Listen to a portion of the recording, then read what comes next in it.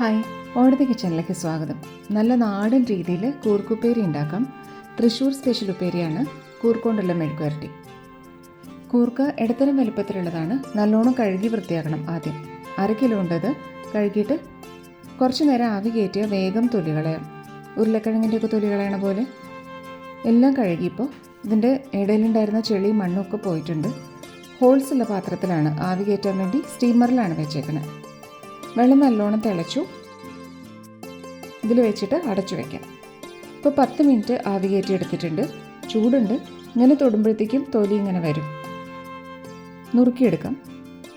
ആവി കയറ്റിയതുകൊണ്ട് വേഗം നുറുക്കാനും പറ്റും.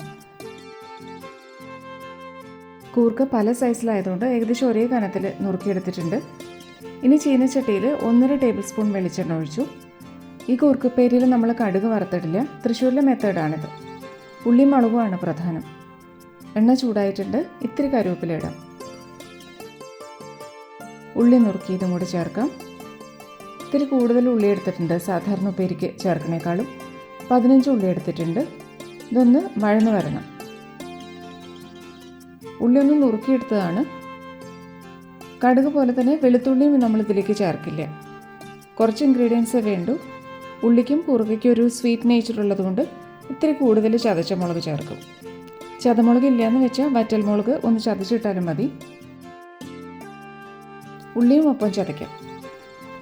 കൂർക്ക ആവി കയറ്റിയപ്പോൾ ഇത്തിരി വെന്തിട്ടുണ്ട്. ബാക്കി വേവ് വേണ്ടു. ഇനി 2.5 ടീസ്പൂൺ ചതമുളക് ചേർത്ത് വഴറ്റാം. ലോ ഫ്ലെയിമിൽ മതി. മുളക് വേഗം കരിഞ്ഞു പോകും.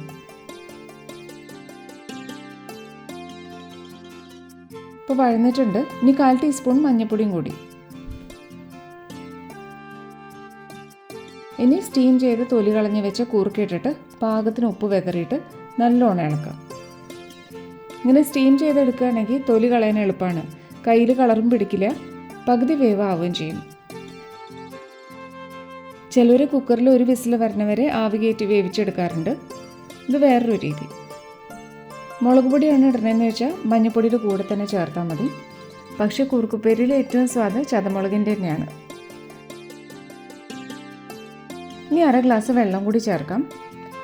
ഈ വെള്ളം വറ്റി കഴിയുമ്പോൾ ഇത് വെന്തിട്ടുണ്ടാവും. അടച്ചു വയ്ക്കാം.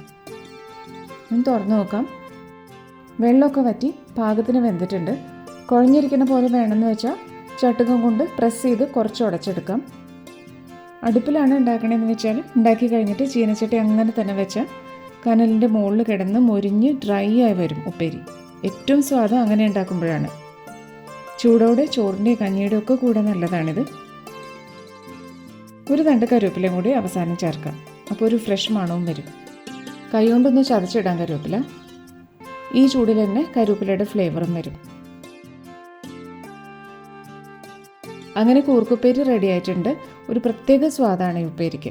എത്ര കഴിച്ചാലും മതിയാവാത്ത സ്വാദാണ്. ഉണ്ടാക്കി നോക്കുക. ഇഷ്ടമായ ഓടത്തെ കിച്ചൺ ലൈക്കും ഷെയറും ചെയ്യുക. Thank you.